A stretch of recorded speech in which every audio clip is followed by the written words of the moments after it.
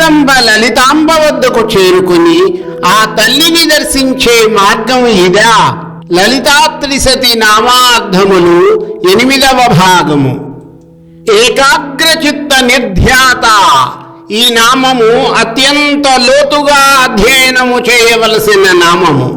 జగన్మాత లలితా మహాత్రిపుర సుందరి ఏకాగ్రచిత్తము గలవారి చేత మాత్రమే పొందదగినది. అంతేకాని యాంత్రికమైన ఆర్భాటములతో నిండిన పూజలకు ఆ తల్లి మన వైపునకు దృష్టి కూడా సారించదు.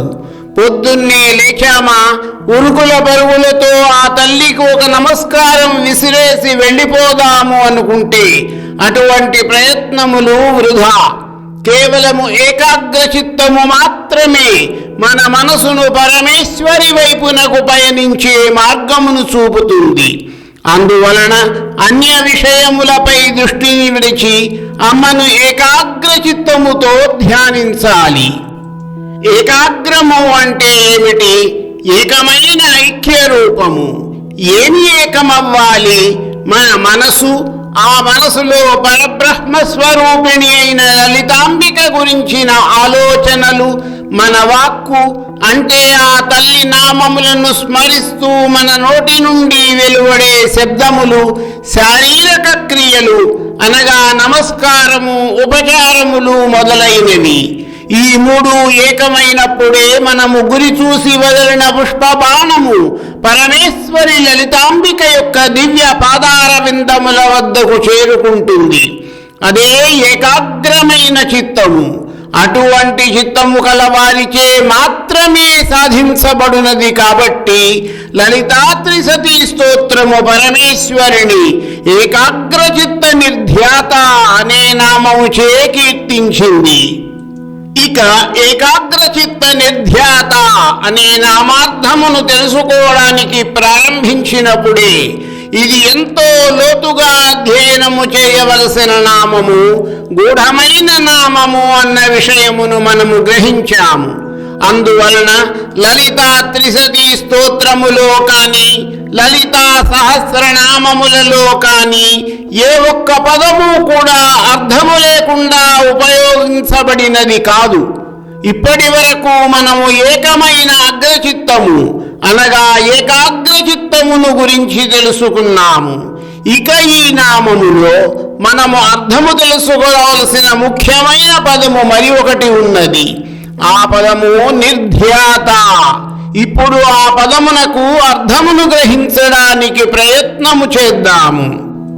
మనము అనునిత్యము ఆ తల్లిని గురించి చేసే స్తోత్రపాఠములు, అష్టోత్తర శతనామ స్తోత్రములు మొదలైనవి తప్పకుండా ఎంతో కొంత ఫలితమును ప్రసాదించేవి. అందులో ఎటువంటి సందేహము లేదు. అయితే విద్యార్జనను మొదలుపెట్టిన విద్యార్థి జీవితమంతా 1వ తరగతిలోనే ఉండాలని కోరుకోడు కదా. నెమ్మదిగా ఒక్కొక్కో మెట్టు పైకి ఎక్కుతూ పట్టభద్రుడై మరింత అత్యున్నతమైన స్థాయికి చేరుకోవాలని కోరుకోవడము సహజము. నిర్ధ్యాత అన్న పదమునకు అర్థము కూడా అదే. కేవలము స్తోత్ర పాఠములను వల్లివేస్తూ ఉండడం వలన కొన్నాళ్లకు వాటి పఠనము కూడా యాంత్రికమై అతి తక్కువ ఫలితములను మాత్రమే ఇస్తుంది. శ్రీమద్భాగవతము 9 విధమైన భక్తులను గురించి వివరించింది. అవి జగన్మాతను భక్తులు ఆరాధించి తరించడానికి శ్రవణం, కీర్తనం, స్మరణం, పాదసేవనం, అర్చనం, వందనం, దాస్యం, సఖ్యం, ఆత్మనివేదనం వంటి 9 భక్తి మార్గములు చెప్పబడినాయి.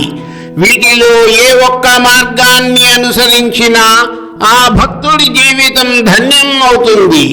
ఇది ఏకాగ్రచిత్తముతో సాధించగలిగే మరొక మెట్టు.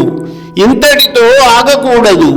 ఇక నెమ్మదిగా యమ, నియమ, ప్రాణాయామ, ప్రత్యాహార, ధ్యాన, ధారణ, సమాధి అన్న స్థితులు మనలను ఆ పరమేశ్వరి దగ్గరకు చేర్చే సోపానములు.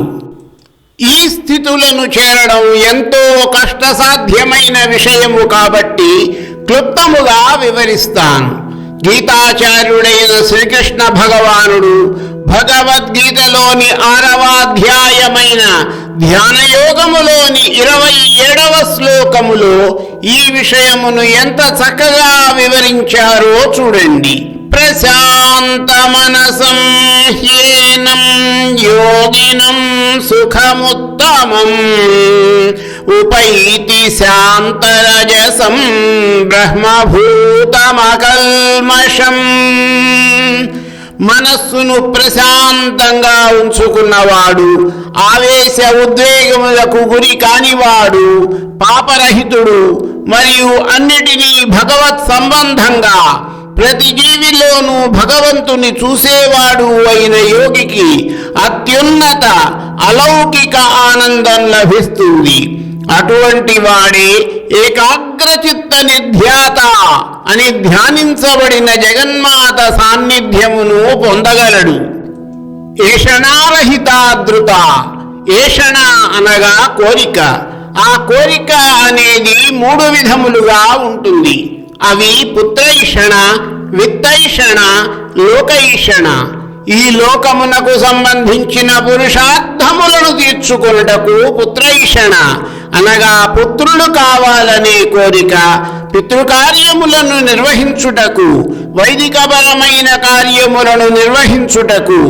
విత్తైషణ అనగా ధనము కావాలనే కోరిక మరియు భగవదుపాసన, పరమేశ్వరుని గురించి తపమర్చుట మున్నగు వాని ద్వారా పరలోకమును చేరవలనను కోరిక తీరుటకు. లోకైషణ మొదలైన 3 రకములైన కోరికలు కూడా సాధారణ మానవులకు ఉంటాయి. పరమేశ్వరి లలితాంబిక కేవలము ఏ కోరిక లేని వారి చేత మాత్రమే సాధింపదగినది. అటువంటి వారికి మాత్రమే ధ్యానములో ఆ తల్లి సాక్షాత్కారము సాధ్యము.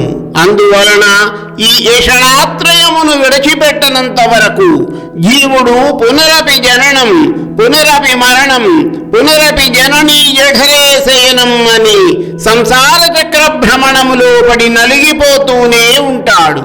అందువలన ఈ ఏషణాత్రయము వలన ఆకర్షితులు కాని మనస్సు కలిగిన వారు మాత్రమే తమ ధ్యాన సంపత్తితో ఏషణారహితాదృత అని లలితా త్రిసతీ నామములు స్తుతించిన జగన్మాత లలితా మహాత్రిపుర సుందరి యొక్క సాన్నిధ్యమును పొందగలరు.